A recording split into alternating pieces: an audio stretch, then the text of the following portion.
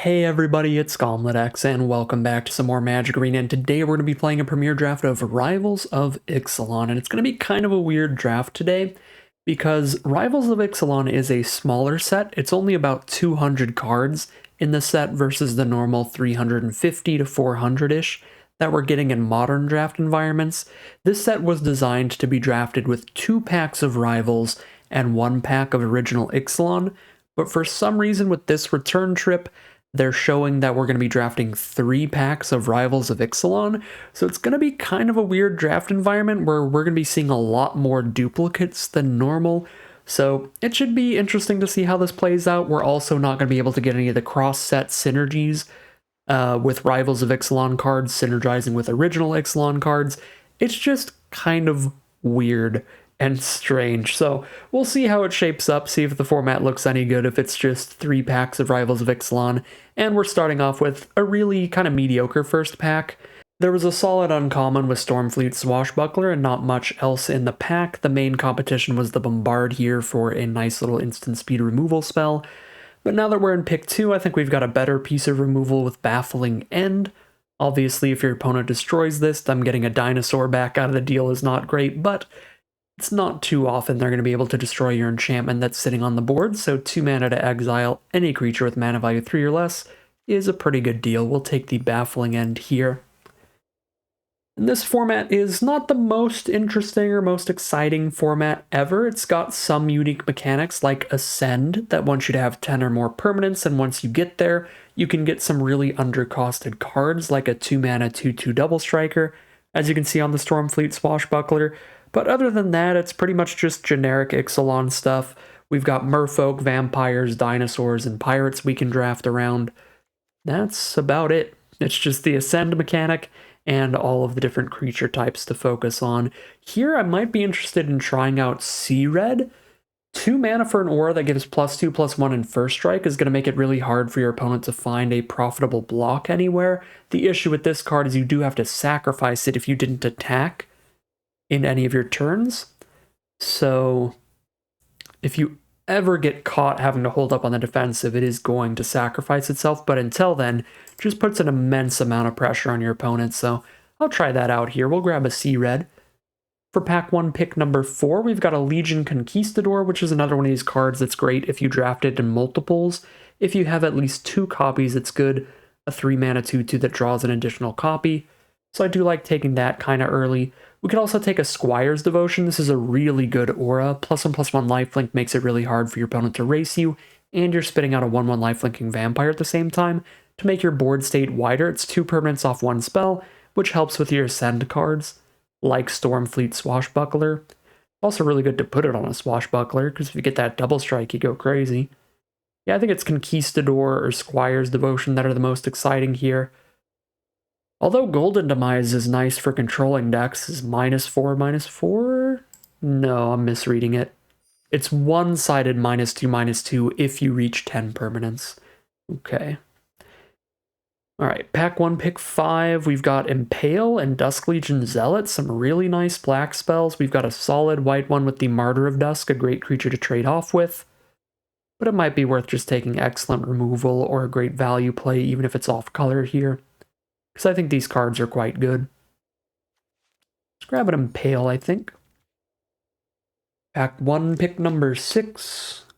Now we've got a Daring Buccaneer if we want to force pirates, or a Martyr of Dusk. Just to stick to white, I think the card's fine. Pack 1, pick 7. Got a Fanatical Firebrand, Sun Sentinel. Very fine, cheap creatures. There's not a lot of super premium, super exciting cards in most of these packs. The Rivals of Ixalan format was a little bit top-heavy, where you had some really premium uncommons and rares sometimes, but for the most part, the commons were pretty filler all around. Just grab a Sun Sentinel here. Pick 8 actually did like the Exultant Skymarcher quite a bit. Just nice little flying threat. Evasive threats playing pretty well in the format. These are all really just bad filler at this point. I will take some fixing, just in case, but I don't think we're likely to be playing green and black. Might be white-black, might be white-red. These are the directions we could be headed. Pick number 10. I actually like Soul of the Rapids a lot in blue-white, where you've got multiple copies of Squire's Devotion. It's a really good card to put on it, plus it's just a flyer that cannot be interacted with. It's very slow at 5 mana, but flying hexproof is a big deal.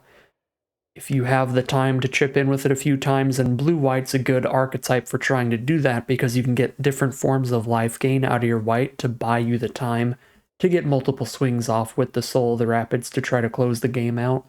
Pick 12, Buccaneer's Bravado is actually a really nasty combat trick for a Pirates deck, whereas the Vampire's just okay in Vampire decks.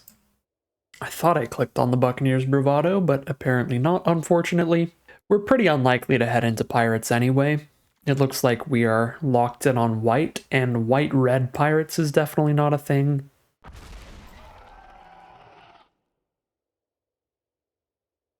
White-red would just be generic aggro stuff.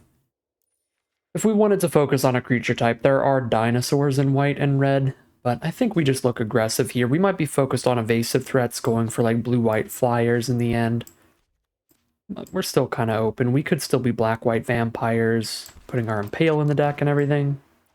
We shall see. Pack 2, pick number 1, a second Baffling End looks pretty nice for me. Temple Altasaur. This seems fine. It's a lot of mana, but it is a solid ability if you have a ton of dinosaurs in your deck. Makes it really hard for your opponent to clear any of them out with any damage. They have to use just straight up removal like -X and destroy and exile spells. Interesting option, but I'm sticking to the Baffling End here. Pack 2, pick 2, grab one of the Legion Conquistadors, see if we can get more later, or we grab an Impale towards black-white. I don't think I want a third copy of Soul of the Rapids this early, even if I do push into blue-white flyers. You just can't run that many 5-mana creatures in any format, really. Yeah, I mean, we're locked in enough on white here to speculate on Conquistador over Impale, I think. Even though we will need to pick up multiple copies of the Conquistador to get there. We really only need one more for the card to be fine. Pick number 3, Dusk Legion Zealot for black-white vamps. Kitesail Corsair for blue-white flyers. A 2-mana 2-1 that's flying as long as it's attacking is great when you're on the aggressive. You could stick to just red-white aggro in general and grab a Goblin Trailblazer for another evasive threat. But if I grab Kitesail Corsair, I'm just as deep into blue-white as red-white here. And I don't think the Buccaneer is going to work particularly well in red-white. Just not having that many pirates for it. I'll take the Corsair. I think I'll try to push to blue-white flyers. This was my favorite archetype. In the original format, that was 2 packs of Rivals of Ixalan, 1 pack of Original Ixalan. This is what I drafted at my local game store almost every week. I just ended up like forcing blue-white flyers. I was just the blue-white flyers guy.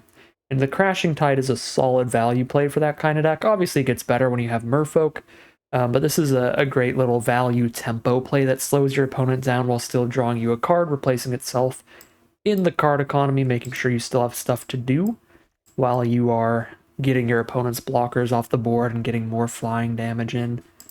Pack 2, pick 5. Sailor of Means helps splash things in, which is pretty fun. And again, I don't think we need triple Soul of the Rapids this early, and this rare does basically nothing. So we'll grab a Sailor of Means.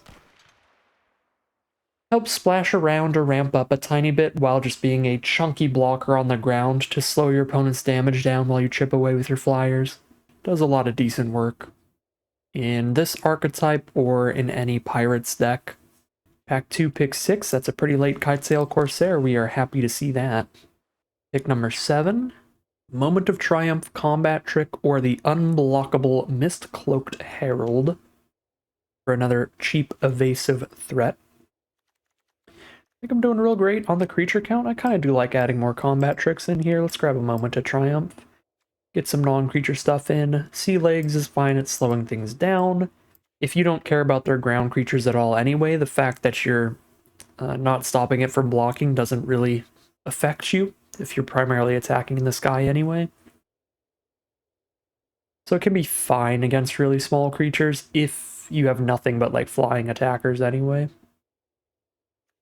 Don't think there were enough great non-creature spells to make negate worth main decking. Like, it was a fine card in best 2 out of 3, but you wouldn't want to run it in your main deck. I'm not going to run a Sworn Guardian, though. I'm just going to hate draft a Jungleborn Pioneer, because this card's very good. And we'll take a Soul of the Rapids, nice and late, add to our finisher count. Now, a Spirewinder is also fine in this archetype. Once you're at 4 mana, it doesn't take too much longer to get 10 permanents on the board, and once you're there, 4 mana 3/4 flyer is a perfectly reasonable deal. And now we'll get a Sworn Guardian anyway, just in case we need more early game blockers. River Darter for the same thing. Very mediocre card we'd like to cut, but keep it in until we have 23 cards, and then we'll start cutting something every turn. Alright, pack 3, pick 1, multiple incredible options. Love me a Kitesail Corsair. Also, the Sky Marcher Aspirant can jump into the sky later once you've ascended. The Rekindling Phoenix is a busted rare. The issue with that being that it's double red, so it's just not splashable. We'd have to completely cut blue or white here and move onto red, which I don't think is worth it. We've also got Curious Obsession, which is fantastic with a lot of evasive threats. It's really good with that 1 mana 1/1 unblockable card. It's like the one thing that makes that card super worth running. I think we have enough flyers here that we could absolutely use Curious Obsession. Buffs your creature up, draws you a card every turn you hit your opponent with it. You just have to keep attacking to keep it around, but it is super worth it. Pack 3, pick 2, we can grab another Squire's Devotion, which I think is a fantastic card, and I think it's even worth dropping the Legion Conquistador for. So I'm going to grab the Squire's Devotion here, and if I don't manage to get a second Legion's Conquistador now because I took a Squire's Devotion over it, I think that's fine, because I think this is excellent on a flying card. It makes it, like, impossible for your opponent to outrace you. Pack 3, pick 3, speaking of cards that are excellent on flyers, and really just anything, Captain's Hook makes your card super hard to block. +2/+0 and Menace. A lot of mana, but really great equipment there. Slam dunk that into the deck. Pack 3, pick 4, grab some removal with a Luminous Bonds. So we've got Double Baffling and Luminous Bonds. Removal, Crashing Tide for temporary stuff. Yeah, perfectly reasonable. Now we grab some more cheap evasive threats like Kitesail Corsair. Although we've been seeing a lot of those, so hopefully we can wheel 1 or 2 of these and grab the Deadeye Rig Hauler instead, which is great when you can constantly trigger raid by attacking every turn. A 4 mana 3/2 that bounces something's a great deal. A 4 mana 3/2 with no ability is a really bad deal. So the differential is definitely there. You have to put this in a deck that can constantly be attacking, but a deck that has a lot of flyers and hard to block creatures is exactly that kind of deck. For pick 6, we can grab a 4th Soul of the Rapids, a 1st Waterknot, or a 2nd Legion Conquistador, so we can play these if we want. There's also a Sailor of Means. There's a lot of excellent options here. I'm going to grab another Legion Conquistador. I can't see myself playing 4 Soul of the Rapids, and our non-creature count's getting really high now, where I just don't think I'll have room for Waterknot.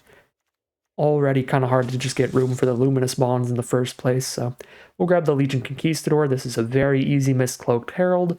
Not only is it the only on-color card, but it works excellently with Curious Obsession. Pick number 8 is Full of Nothing, so just rare draft and uncommon for the collection. Pick number 9 is Full of Nothing. Just ruin the Merfolk player's day. Pick number 10 is nothing. Probably not getting anything else for the rest. I was really hoping to wheel 1 of these Kitesail Corsairs. 2 if we were lucky. Unfortunately, it doesn't look like we're going to get a single copy. So we're probably dropping the River Darters for the Legion Conquistadors. This is 15 creatures with 2 Squire's Devotions that are sort of like creatures because they're spitting out a 1/1 token. And then we cut a Sea Legs. Maybe play a 16 lander, call it a deck here. Might be fine. That or just cut another mediocre creature like a Sworn Guardian somewhere. 17 lands to get to the 5 mana Soul of the Rapids more often. Their Crashing Tide's kind of sweet. We can't really do Silvergill Adept, we don't have enough Merfolk. Be 5 mana. Yeah, another Crashing Tide could definitely work out. Grab that. Dang. Really sad we didn't see any of the Kitesail Corsairs coming back. Would have really expected somebody to take a Crashing Tide over Corsair.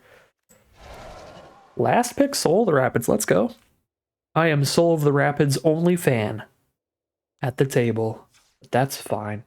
I don't know if I can justify playing all 4. Certainly not if I'm cutting a land here. Okay, what are we doing? What are we doing with our lives? Maybe we cut the Moment to Triumph because we're trying to just bounce right past all their creatures.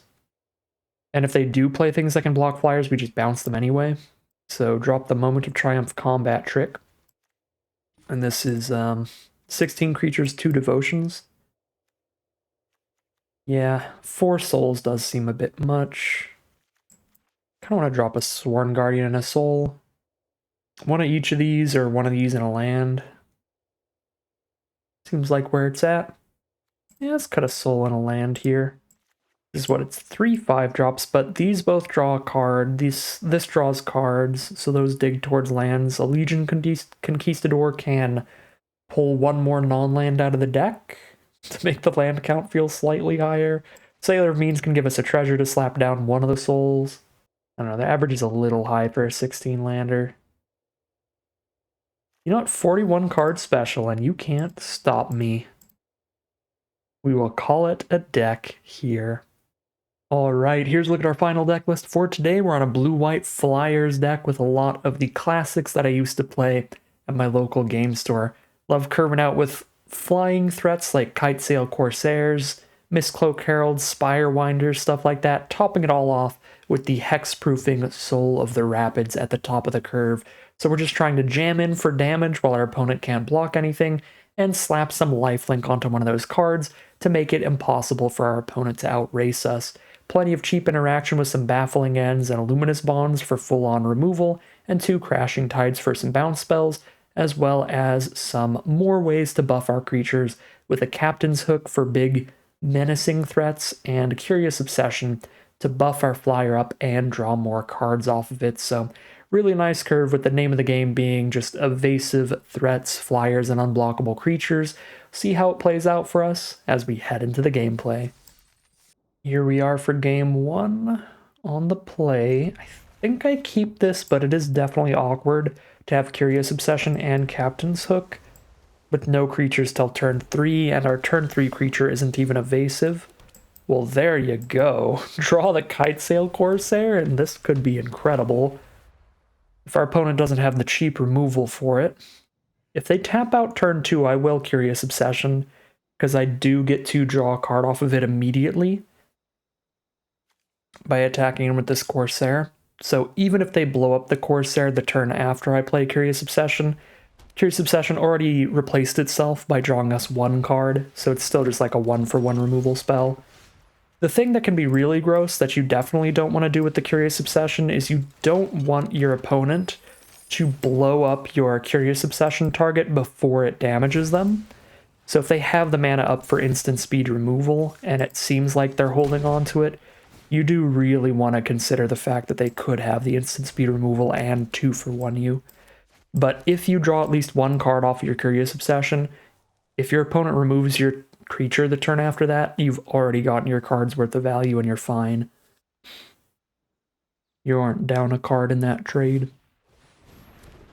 So there's a Martyr of Dusk.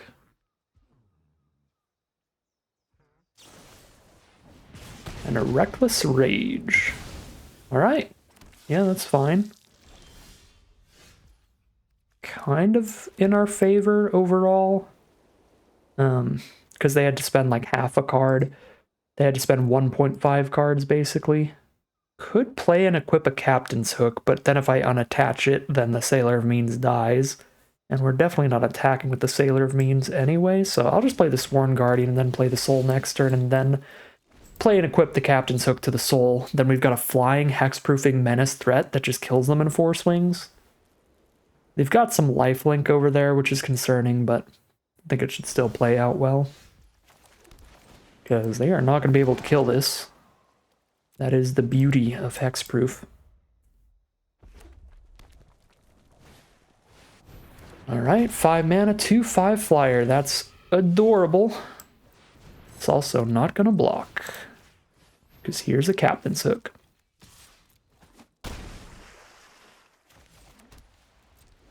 Alright, 3 more swings. Tilanoli's Crown to kill their lifelinker. So it must have something that wants a creature to have died this turn? Kind of morbid card or something? Or not.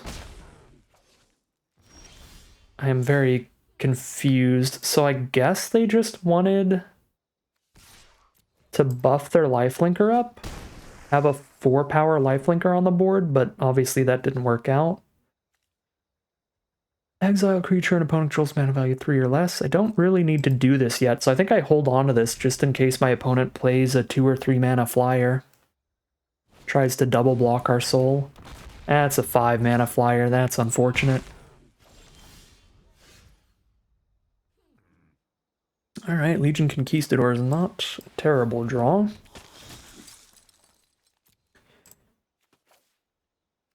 So now we have to draw into like a Crashing Tide or something to bounce one of these to get another hit in.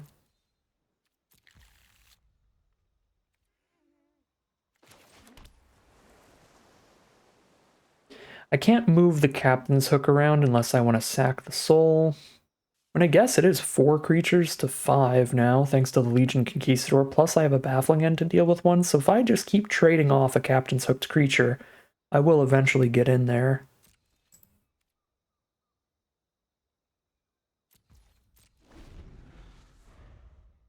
Yeah, maybe it's worth attacking there. Trading in while they're tapped out.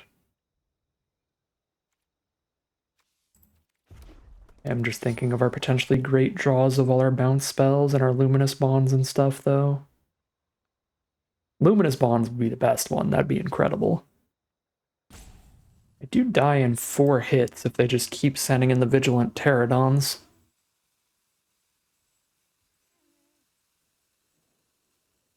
And I can't stop their vigilance, because even if I Baffling End a Sun-Colored Raptor, they've got 2 Pterodons out.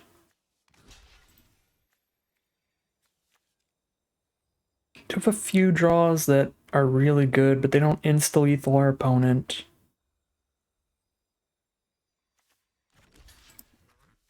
And yeah, the Captain's Hook can make sure I keep ripping their board apart here, I think. Awesome. Yeah, I really should have attacked them while they were tapped out.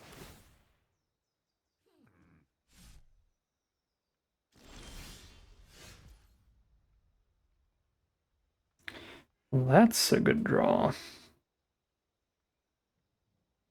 I don't know how much it really helps, because I don't know if we outrace them. We have to hit them 3 times. So I can just double block this double striker with a 1/4 and a 1/3, so I just Baffling End the Trampler. And then I make a 3-power unblockable threat, kill them in 3 attacks. They kill me in 4 attacks. I just barely outrace them.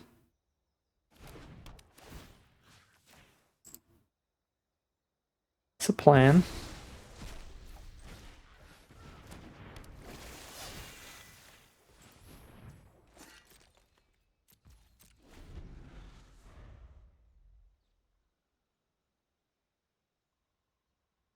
As long as they don't draw gas. Should basically be removal or flyers. So it has to be pretty good draws, pretty specific cards. There's probably like 5 outs for them. Comes to flyers to outrace us or removal spells to kill the Herald. Because red does not have like any flyers at common. Just be the white half of their deck. So it's pretty much mostly removal spells that could get them out of this.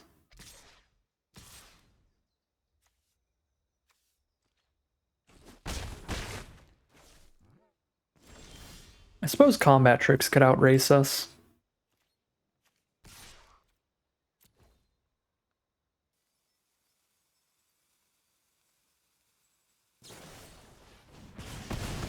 Well,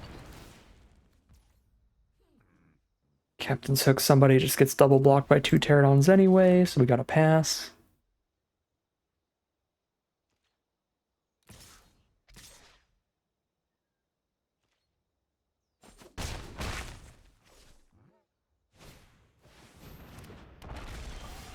All action over there, and all lands over here. Unfortunate ending here. Really was a very close game, just like 1 or 2 spells from flipping it either way. If they hit the same number of lands as us, I think we'd win. Or if we hit the same number of spells as them.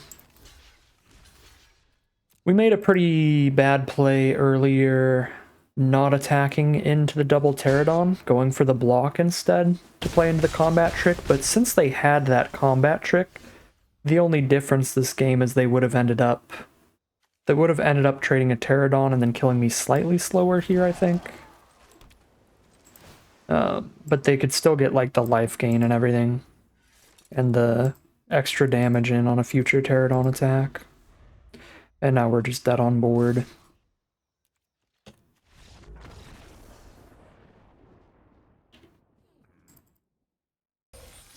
Here we are now for game number 2. We know the game plan here. Finish them off with some Soul of the Rapids they can't kill. Martyr Dusk versus Martyr Dusk to start things off. They're probably on black-white vampires, because they are on black and white. The Strider Harness to give things +1/+1 haste later. Cool. Let's jam down our first flyer, I think. I could Sailor of Means into a Soul of the Rapids here. Just go fully ramp style here, but I'm just going to go for just immediate damage instead. So Glorifier for a +1/+1 counter onto the Martyr, sure. Now we can Sailor of Means plus Sun Sentinel, or I can Sailor of Means and keep the treasure for a soul, or I can Sun Sentinel Baffling End. I think I want a Sun Sentinel Baffling End here. Baffling End the Martyr so they don't get anything out of it. Hoping to top deck a land naturally for these Soul of the Rapids.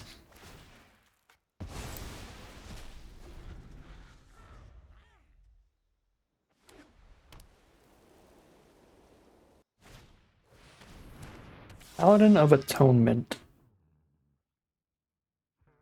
Gets a +1/+1 counter every turn where they've lost life. So basically it's a +1/+1 counter every turn, then when it dies they get a bunch of life back. Sure. Luminous Bonds the Flyer. Still got great attacks on the ground. Squire's Devotion I think I gotta keep to throw on a Soul of the Rapids, because it would be very good up there.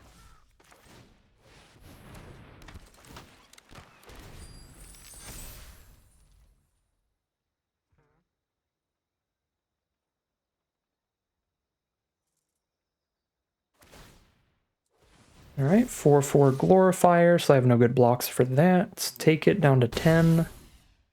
Take another hit, get down to 6, but then I've got a Flying, Lifelinking, Hexproofing Soul of the Rapids for future attacks. Yep.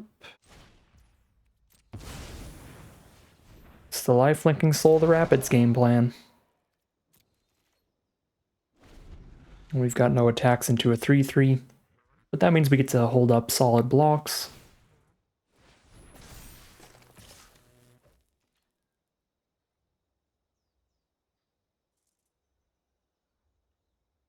They kill 2 of our creatures if they don't have a combat trick. But we do kill the Glorifier. Yeah, I get another chum blocker out of this, and at this point I'm not going to be able to crack in on the ground anyway. So even if they combat trick me, like, that's solid. Really good if they removal spell here. Although I guess our endgame threats can't die to removal anyway, because they're all hexproof. Yeah, I guess it doesn't matter too much. Removal spell or combat trick are both just as fine with us. Alright, race this, nerd.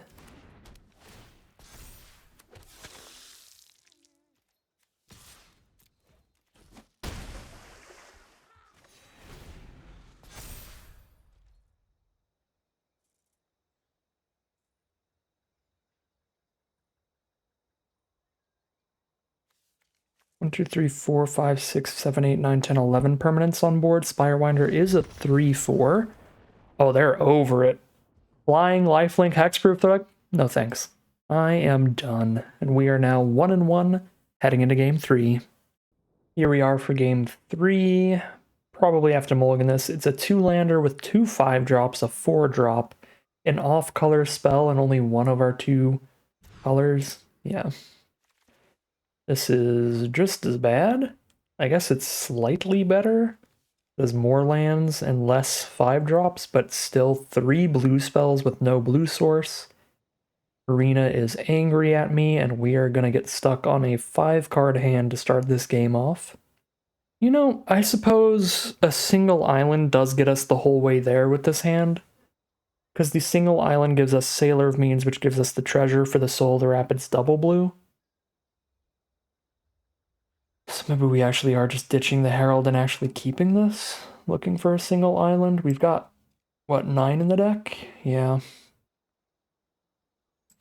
Maybe this and pray for an island is statistically more likely to win than a decent 5-card hand, because 5 cards on the play is down quite a bit of card advantage, just right from the start.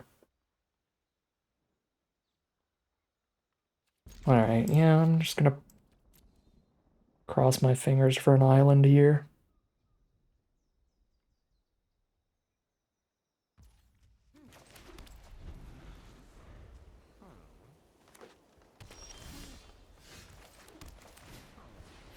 First draw is another blue spell.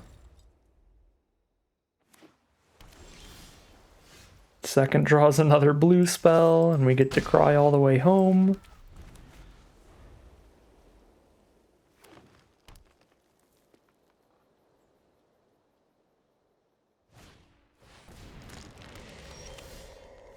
At least our opponent's on a slow deck over there, but that means they're gonna ramp into like 8 drops before I cast anything.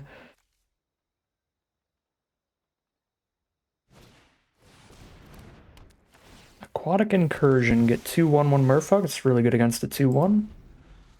Another double blue spell now with the mono white start. Again, like, maybe I could have cast more spells on a Multi-5, but if I was on a Multi-5 right now and we actually hit both our colors in a decent curve, it's like, I would just be out of cards by now. I would have slammed everything down on the board. We'd have all our eggs on board, and they'd still have 5 cards above us right now. So, I don't think this was that greedy of a keep. I think this might just be... I think this is just still what we likely should have done. Obviously doesn't look incredible here, because we did miss several turns in a row, but I think it's got just as much of a shot as our 5-card would.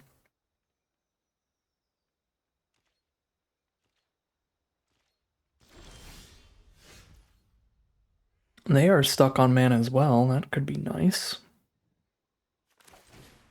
Hope for no counterspell. It's the only way they can deal with the Soul of the Rapids. I guess because the only way they can deal with the Soul of the Rapids is a counterspell, maybe I just play a Corsair instead.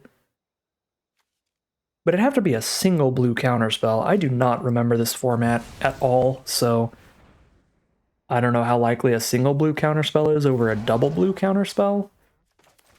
Apparently we're fine for now. Because I think if they had a counterspell, they would have used it on Soul of the Rapids. I think there's a... like, counter a creature spell for blue and 2? So there is a single blue counterspell that would have worked there, but it's an uncommon. Counters creatures and gives you a treasure. And then there's negate that we saw earlier. Counter non-creatures only. I think those are the only single blue counterspells in Rivals of Ixalan. In this format initially, technically this is the first time anyone's ever played this format of 3 packs of Rivals of Ixalan, but in the original format, which was 2 packs of Rivals of Ixalan and 1 pack of regular Ixalan, oh, we're dead. In that format,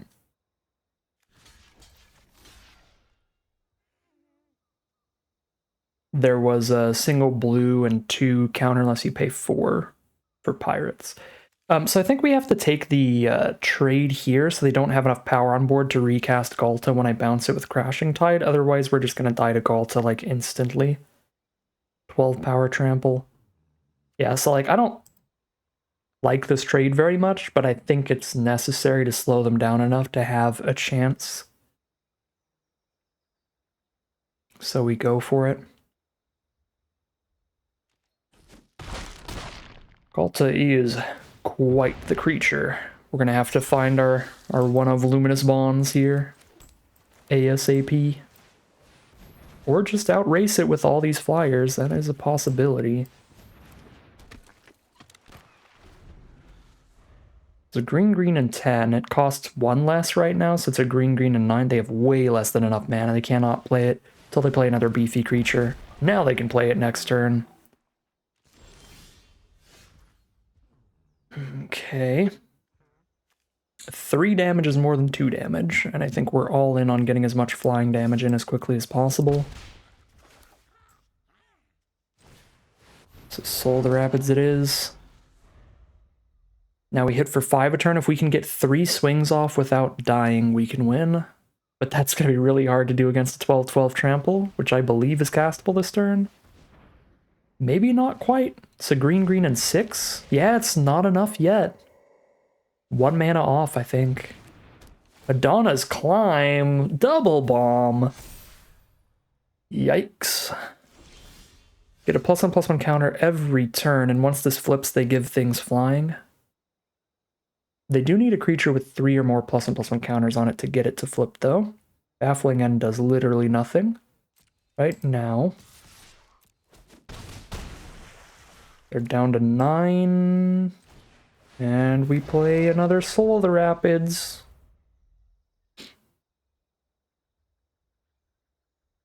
They have Ascended, they have the City's Blessings, so both these Orazka relics can be sacked for 3 life.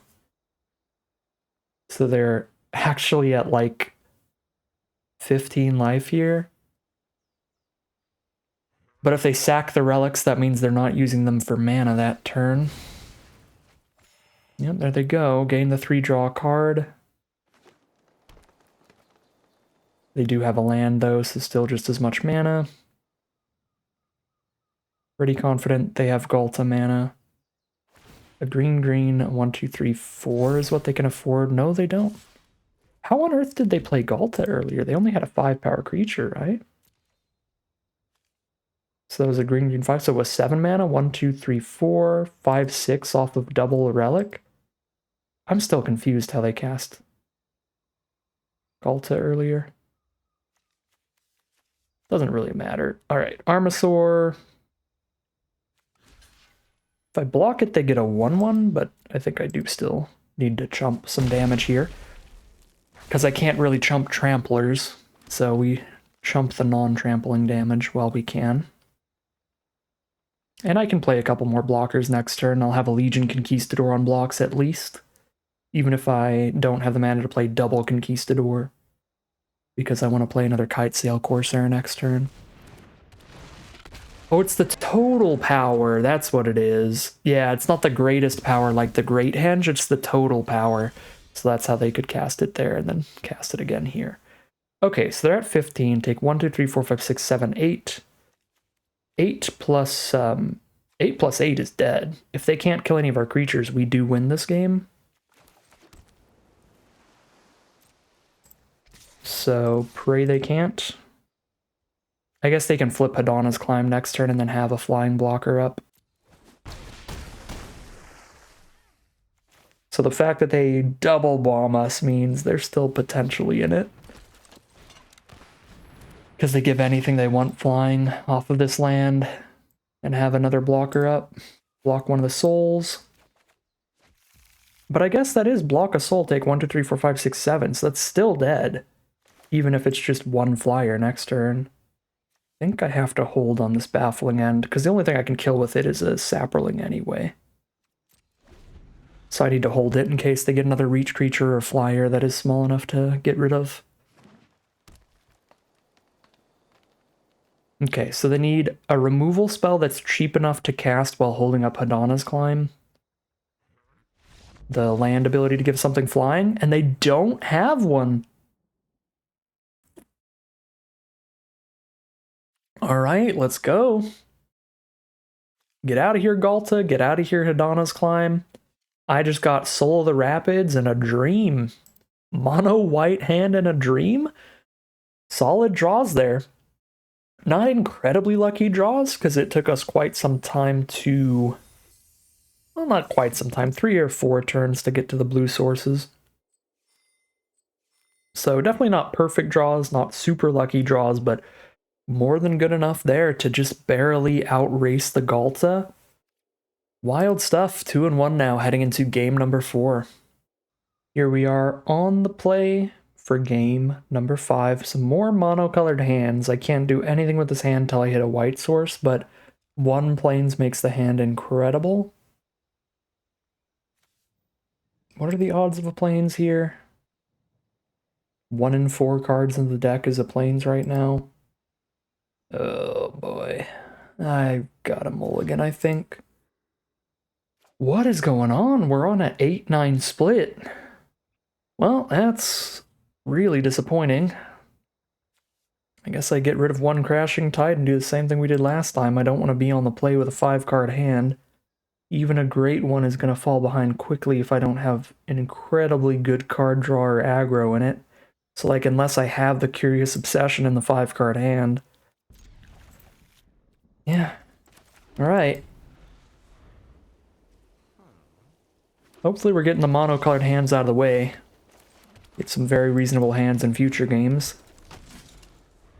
It's wild. We're on as close to 50-50 as we can be on an odd land count. How? I have been cursed. I have the reverse Midas touch.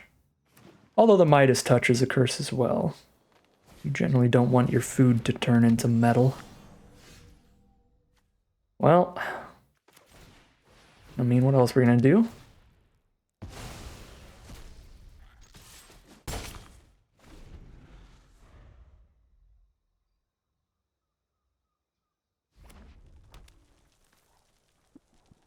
Full natural 3-color from our opponent before we find an island. Burning envy and jealousy within me. And they have a treasure token for fixing. Ah, right on time. Here we go.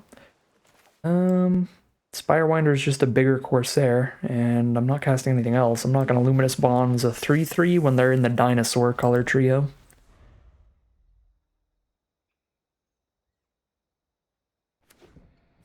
I'm also not going to Crashing Tide something with a decent Enter the Battlefield effect that also only costs 4 mana when they're in the dinosaur colors. We're saving this for their big 6 mana 6/6 tramplers or something. We're saving this for the 6/6 tramplers. Bombard to kill the flyer is sad.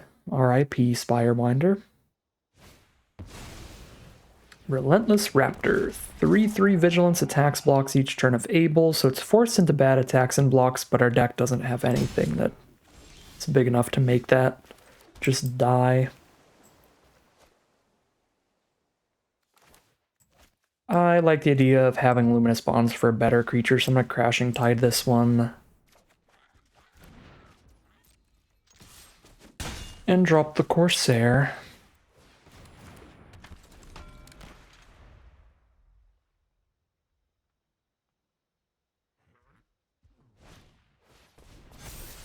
Enter the unknown. Explore, find a dinosaur, cost reducer. Mill that.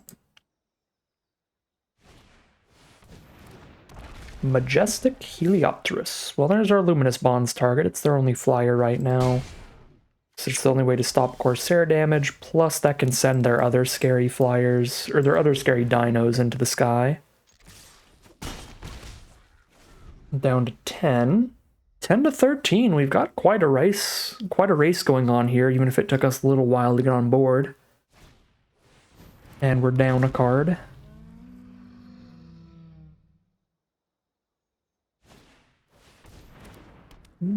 Luminous Bond's the Sentinel over the Corsair. Interesting. I guess they're just playing full aggro, which is fair. Oh, what a draw. Could be our only way to maybe keep up here. Draw some more creatures for blocks. Come on. Yeah, alright. That's a creature that can block. Not like a spectacular one, but it does block a Relentless Raptor without dying. I will absolutely take it.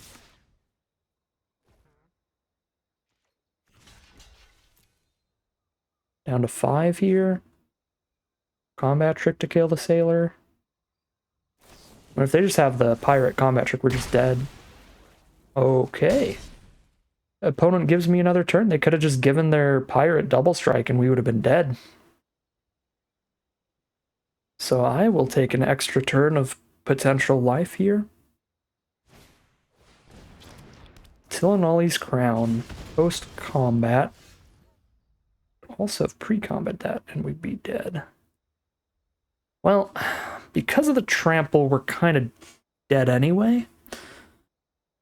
They have a 6-power trampler. If I play the Sky Marcher, then I put a 3-2... I put the Corsair under the Freebooter and the Sky Marcher under the Raptor, and I'm just buying another turn with no creatures left on board, so there's no outs.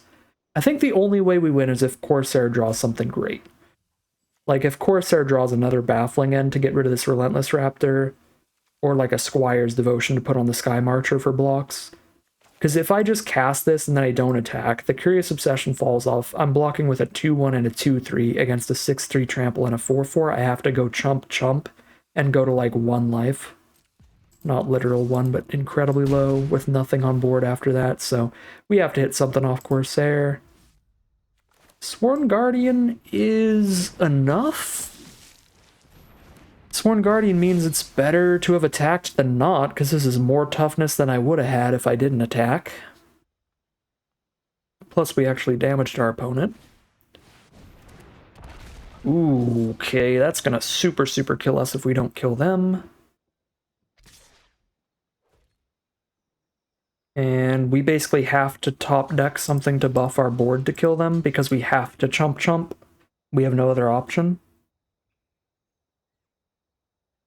Like, I could put both of these under the Raptor if I want. So that I actually kill something here, but then I go to 1 life. And either way, I lose both of my creatures. It really doesn't matter either way, because I think I have to kill them next turn either way I play it out. I guess at least this way we kill a creature. Which is cute. Kill a creature, go to 1.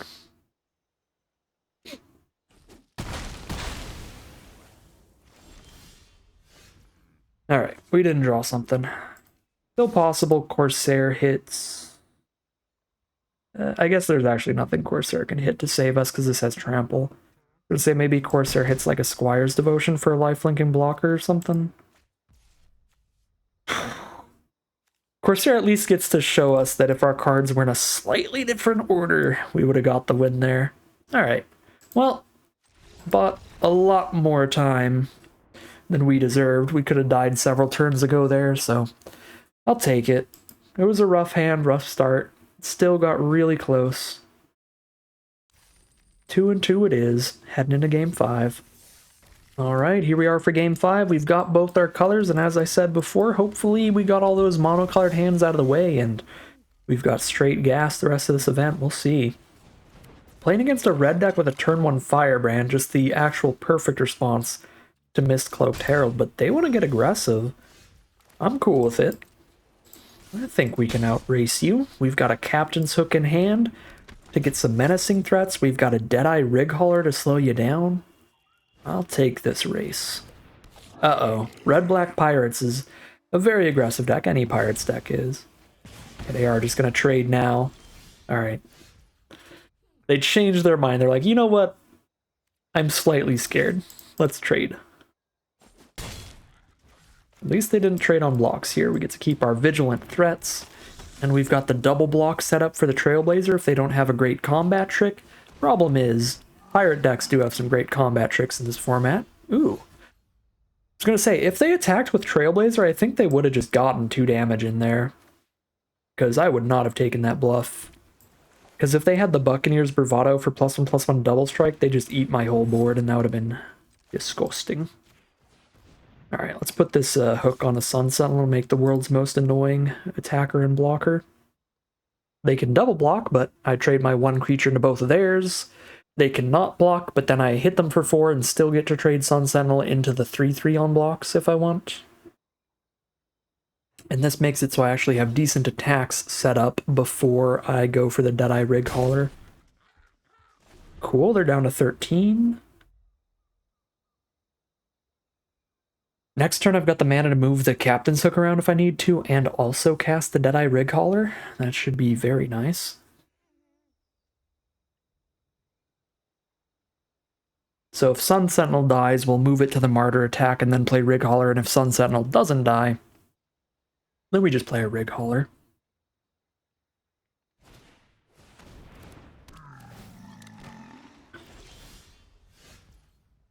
Okay. So now they're probably trading 1 Fathom Fleet border for Sun Sentinel. But that's pretty fine with me. I think we go for the Sun Sentinel trade for the Fathom Fleet border, then we play a Deadeye Rig Hauler to bounce the other one and put the hook onto the new Rig Hauler. Actually, might be worth putting the hook onto the Martyr of Dusk after this. Because if I bounce this Fathom Fleet border, they're just going to recast a 3/3 next turn. They're going to have 4 toughness on board. 4 toughness. Yeah, trades into the Martyr and I get a creature out of it. Or they just take all 4. Unless they play a different creature here, but if it's significantly better, then I Luminous Bonds it, and then they just don't block at all.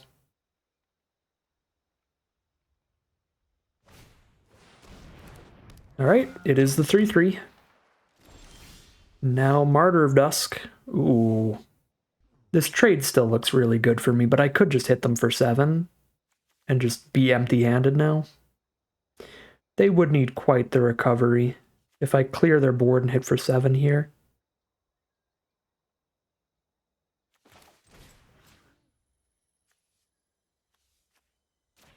Yeah, I think the list of ways that they could survive is pretty low if I just go all in on damage. They're down to 6. Pass turn, holding up instant speed removal. Oh, what a draw. Hexproofing Game Ender here. All the removal in the world will not save them from that inevitable flying, menacing Soul of the Rapids.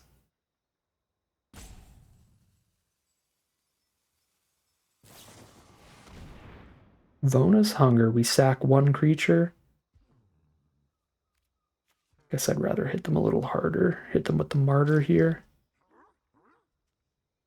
I could hit them for 1 less damage, but get a creature. I'm gonna sack the Rig Hauler. I'm just gonna go full damage there.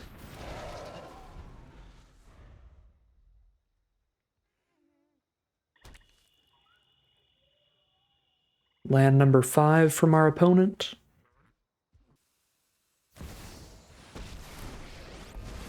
I don't know what Angrath does, but I don't think it saves them from Soul of the Rapids.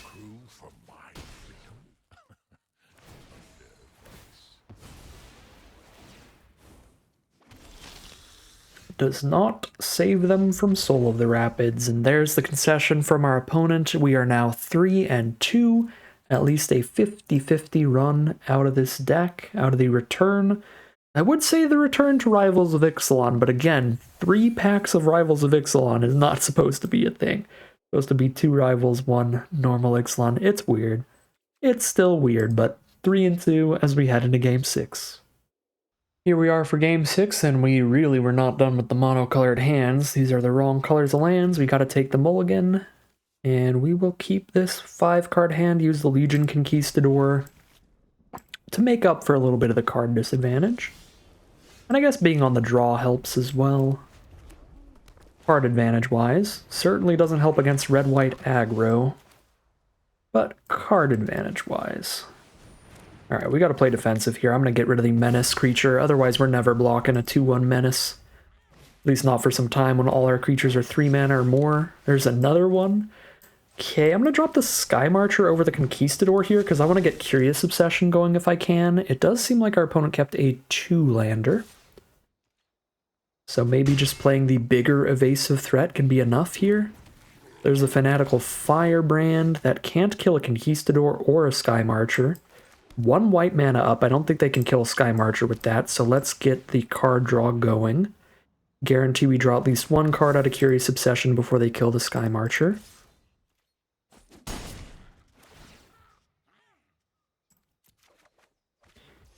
Okay, drop the Legion Conquistador since it can survive the Firebrand. It can be a perfectly fine blocker for it. Pull out our other one.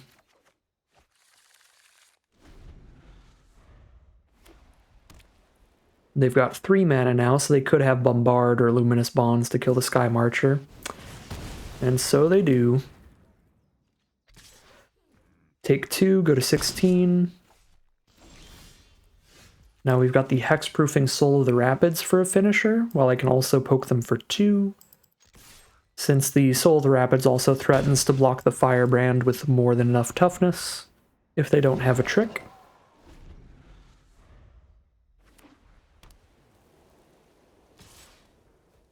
Yeah, they're just jamming in with the Menace creature, and that's it. Down to 14 now. Swaggering Corsair for a 3/3 on the ground. Keywords there being on the ground. Slam a Captain's Hook onto the Soul of the Rapids to kill them in just 3 turns guaranteed? Or do I put a Captain's Hook onto the Conquistador? Send it on the ground as well and hit for 7 this turn, maybe? Or do I just ignore all of that and play Sailor of Means, Legion Conquistador and have great blocks up? Little worried about them trying to bravado me to death. +1/+1 double strike here. So tempted to put them on a 3-turn clock, but feel like slamming a bunch of juicy blockers down is pretty good.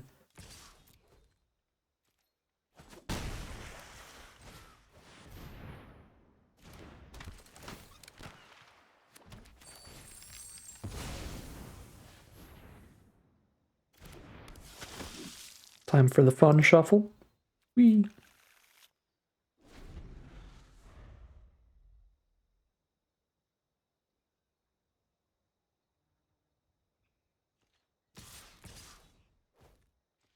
Alright, +1/+1 double strike makes this a 3/2. It first strikes away one of these and dies.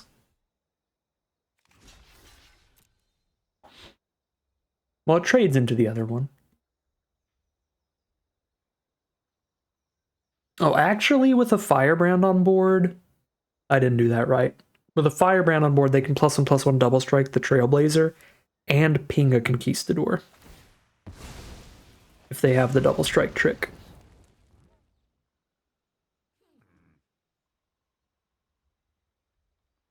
Well, now that they've already spent the... I was going to say, now that they've already spent the Firebrand, I would not use the trick here. But they disagree. They are going to use it. Corsair plus Luminous Bond seems super fine. 3-turn clock either way I play it here. Maybe I don't even Luminous Bonds. They might have double Bravado if they played it that openly, that quickly.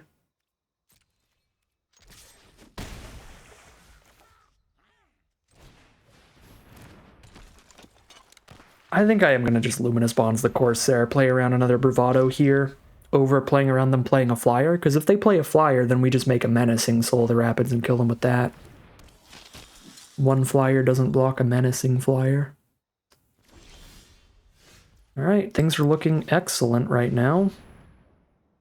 Obviously going to put the hook on the Hexproofer. Over the very vulnerable 1 Toughness Kitesail Corsair.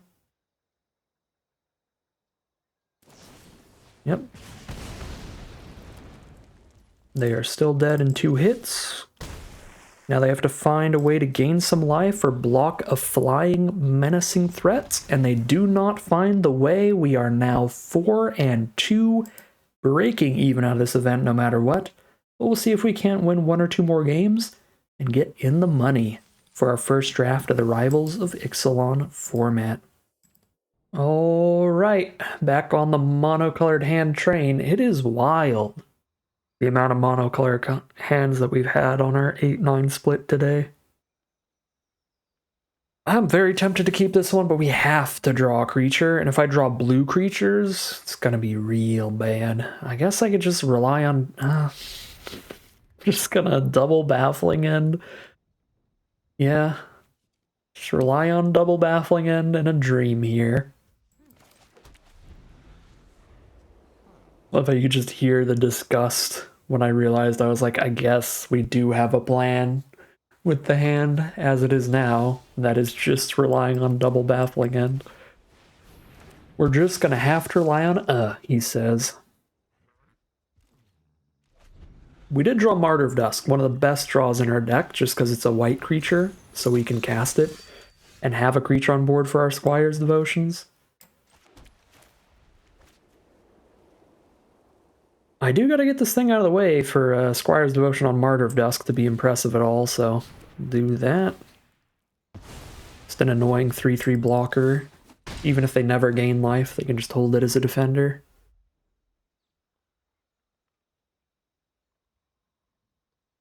And if they do gain life, they get to use it as like a vigilant attacker. Attack in, gain life, and untap it. Turn after turn. Well, let's Squire's Devotion this turn, and then I can Baffling End this after they try to put their own aura of some kind on it.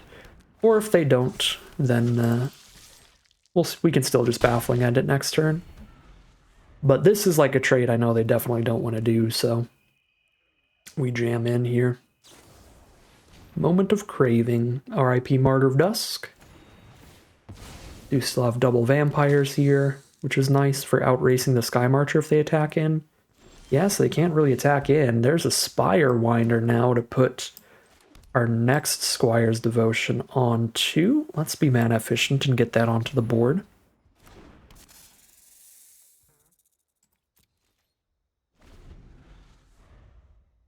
We've got 8 permanents right now, so if I cast a Squire's Devotion, we have 10, and the Spire Winder's a 4/5 flying lifelink. So we are really hoping they don't kill it. Ooh, this Baffling End's going to be the greatest. They did put an aura on the Sky Marcher. Still not going to be exactly a 2-for-1 since the Squire's Devotion does. Ooh. But now I might want a Deadeye Rig Hauler to kill the Squire's Devotion. Just keep the Baffling End for now. Anyways, I was going to say, it's still not going to be like a 2-for-1 since Squire's Devotion did give them a 1/1 lifelinker at least.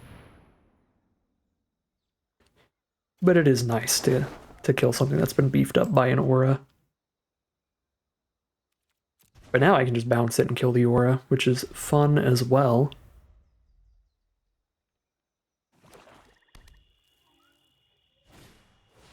Because I like the idea of waiting till I have a 5th land to play both the Baffling End and the Devotion. Could be great later. They want to spend a combat trick to kill a 3/2, that's fine. Yeah, that's super fine. Our 3/2 did its job when it entered the battlefield. Okay, I did not hit the mana to be able to Squire's Devotion plus Baffling End. And now I drew a Soul of the Rapids, so I'm a little tempted to just wait for the Squire's Devotion until I put it on a hexproof card against 2 very removal-heavy colors. So 4, 5, 6, 7, 8. Let's just get the City's Blessing to make our Spire Winder bigger than their flyer, and then just send. And we're keeping the treasure so that we know we can cast Soul of the Rapids next turn. And we're at 20 life, so we can let the Sky Marcher stay on board for a while before we Baffling End it. And I guess, yeah, that's a good reason to Baffling End it. Wait for them to play another Squire's Devotion. Cool. We do hit a land here, so now I can Squire's Devotion plus Baffling End. They're playing off the top And I can't Soul of the Rapids and play anything else, so I am going to go ahead and double spell here to be mana efficient. Little awkward, because if they do top deck the removal, we're losing our giant lifelinker. But if they top deck removal and kill a Spirewinder, we're still very far ahead on board. And Soul of the Rapids still takes it for us. Because we've got everything we need to stop everything on the ground. And then we've got the winner in the sky. The win condition, I should say.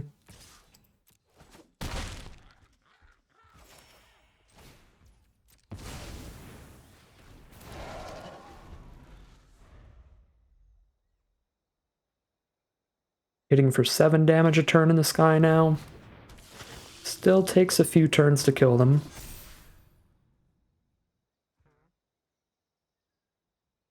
Not a 2-turn clock.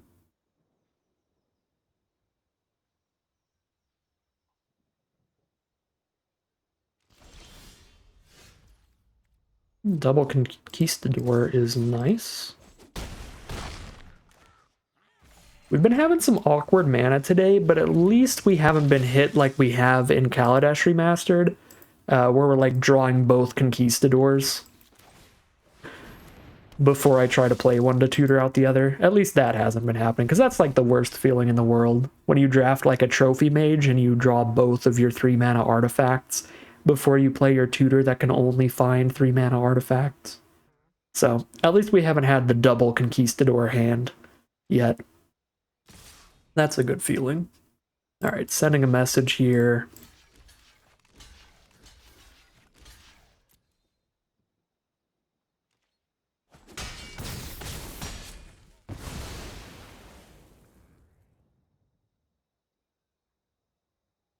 Maybe even a board wipe. That'd actually be nasty. Maybe I should have just kept the Conquistadors just in case of a board wipe. There's probably a Wrath in the format. Don't remember one? I remember one of the elder dinosaurs could put counters onto things on board, and then you would cast it, and it would blow up everything that had a counter on it. That was a Wrath that I could remember. That card was really gross, because it was a one-sided board wipe, too. But it was targeted, so they couldn't kill any of our hexproof cards with that. I'm sure there has to be some kind of destroy all creatures in Rivals of Ixalan. Somewhere. Well, there's Vampire Revenant to trade into the soul.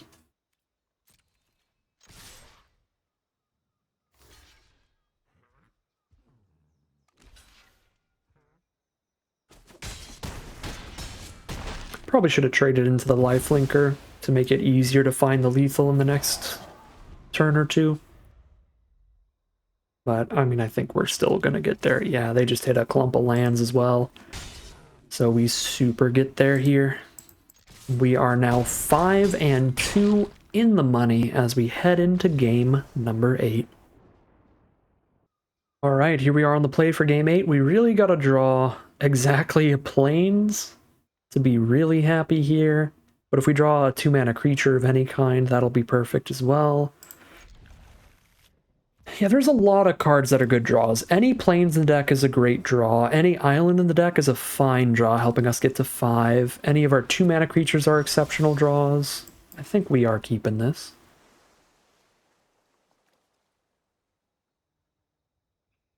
Do I just insta-baffling end the unblockable creature? I'm a little tempted to, but that's also the kind of creature that people are really likely to put auras and +1/+1 counters onto, so I'm going to wait till they do something like that. Yes. Now I'll baffling end it. Although now I want to play Exultant Sky Marcher, which makes things more awkward. Means we are going to take a considerable amount of damage for not just killing the Herald turn 1. But now we are killing the Herald and their +1/+1 counter, which is nice. Alright, Crashing Tide to slow us down. Land. Well, Crashing Tide is actually really good on their Herald as well, and it might draw us into the land. So right back at you, opponent. We did not hit the land. Now we're just taking 1 a turn. Forerunner of the Heralds. Oh, Good lord, that is terrifying. Every time they play a merfolk, they put a +1/+1 counter on it, plus they have the +1/+1 to everybody merfolk, so next turn they just play the Herald, play the Merfolk Mistbinder. Okay. Well, I think we're 5-3. Missing a couple lands here, and we are under a lot of pressure to where we don't have time to set up our Curious Obsession, our lifelink, and all that. Maybe Sailor of Means to set up the treasure for next turn. But I think we're super dead. Now I can Baffling End the Mistbinder instead. But it's still... This is so much damage. This Forerunner is nuts. Need our Luminous Bonds super bad. Land. Alright, sick. Called it on that one. So now I can Sky Marcher plus Baffling End, which I think I have to do. I don't really think I can just play a Soul of the Rapids here. I could Squire's Devotion Baffling End.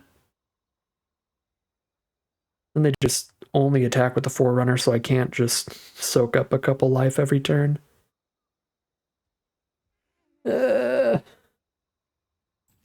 Yeah, this feels like it's going to be a little too slow anyway. But I don't think I'm actually getting any lifelink unless I get my flyer down, so let's get that flyer down.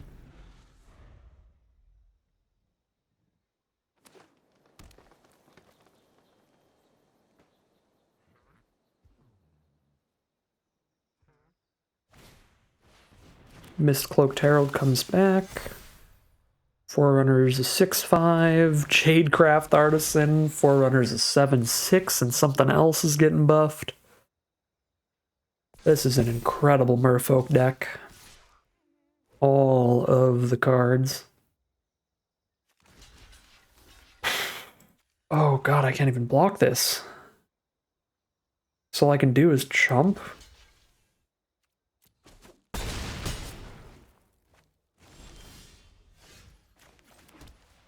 Alright, well, I mean, even if I drew every land right on curve, I don't know how much of a chance we would have had here, but certainly missing a turn or two there.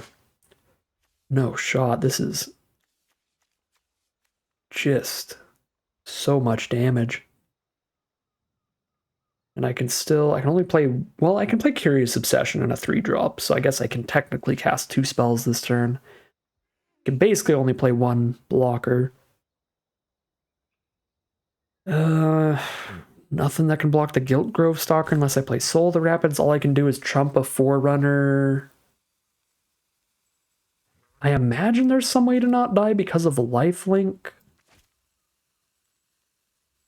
I guess like I lifelink in, that's 4, I go to 8, I trump there with the lifelink, or I go to 9, take 1, 2, 3, 4, 5, 6, 7. Yeah, it's as close as any other play, I think. They have to just be out of cards at this point, or we're so dead. But if they are completely out of cards, this gains enough life that, yeah, drawing into stuff like Deadeye Righauler might stall the game out just long enough. Okay, Seekers of the Gold City is the opposite of out of cards. That's draw 3. That is a draw 3 cards. Doesn't impact the board in any way, which is what we need to not die. We need them to not impact the board in any way. But now there's 3 more cards they've drawn that can impact the board or just kill us with a combat trick.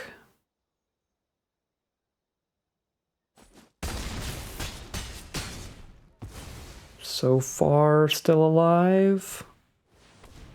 Oh boy. 2 more creatures and 2 more counters on Forerunner. That is not a 6th land to play double Conquistador, but maybe we draw one off Sky Marcher. I don't even think double Conquistador survives now.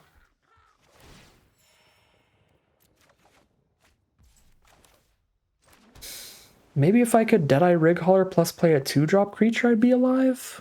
But now it's like, if I bounce Forerunner and I block something with Righauler, I block a 3/3 with it. I take 1, 2, 3, 4, 5, 6, 7 still. Still more than lethal. And if I just played 2 chump blockers, then I chump the Forerunner, I chump the 3/3, take 1, 2, 3, 4, 5, 6, 7. It's like 1 damage too much here. Wow. Alright, well. I mean, what are you going to do, really? That was just explosive stuff from our opponent. We got close enough to stable in the end here that maybe if we did hit every single land on curve, we would have been potentially stabilizing long enough to outrace them with this 4/5 Sky Marcher. But I don't think there's a lot we could have done gameplay-wise, because I absolutely could have exiled that Mistcloaked Herald with the Baffling End turn 2, taken a little bit less damage early, but then I wouldn't have had the Baffling End left over to clear out the Mistbinder, so I would have taken astronomically more damage late. So I think it balances out to kind of the same either way, whether I Baffling Ended the Mistbinder early, or not the Mistbinder, the Mistcloaked Herald early, or the Mistbinder late, like we ended up doing. I guess the other benefit to having Baffling Ended the Mistcloaked Herald early would have been that I would have been able to spend my mana doing something else the turn that I exiled the Mistbinder. So I would have played another blocker at least, while taking a bunch more damage from all the merfolk. I don't know. That was going to be a really hard one to find a victory in. So 5-3 it'll be. Still a really nice record. Still going to be in the money today. Overall, I think our deck was really nice. There's definitely some filler, like the Sworn Guardian. It's kind of the only really filler card in the deck. Everything else, I think, fit the game plan pretty well. I mean, like, Sun Sentinel's kind of whatever, Martyr of Dusk is kind of whatever, but they're just decent creatures for the mana cost to make sure we can trade on the ground a little bit while we're playing all of our flyers. Overall, really loved the Squire's Devotion. MVP card, just slapping that onto a flyer in so many games was great. Our Baffling Ends were great removal spells, and the Luminous Bonds was very solid as well. We just didn't see it as often because we only have the 1 copy of that. Curious Obsession was fantastic. Captain's Hook was great for getting extra damage in. Crashing Tide was great tempo play. Everything really showed up, did its job pretty well. We had some really awkward mana, which I guess is probably partially self-imposed, playing a 41 card deck and a 9-8 split. It's probably something about the math and statistics of that is just not correct for this deck, but it's whatever. I didn't want to think about the lands too much. And it was still like, this is really close to a 50-50 mana base. We got stuck on each color in a few games, so I don't know, maybe we should have been playing more lands, less lands, more cards, less cards, but that would be only a small differential on the statistical likelihood of drawing what we needed when we needed it, so I don't think it would have changed things too much there either. Overall, perfectly solid run, about where I think this deck should end up, somewhere around 5-3, like a 4-3 to 6-3 kind of deck on average. A great run could get it up to a 7-win, a really bad run could drop it down to like a 2-3. 5-3 seems perfectly fine with me. But that is going to end today's video. As always, I'd like to thank my patrons and YouTube members for supporting the channel, as well as you for watching the video. If you're interested in seeing some more videos, you can always like, comment, and subscribe to tell the YouTube algorithm to send you some more in your recommended feed. If you'd like to catch me live, you can check out the Twitch channel in the link in the description below. And if you'd like to support the channel directly, you can check out the Patreon link in the description below. But other than that, as always, thank you very much for watching, and I'll see you again soon for some more Magic Arena.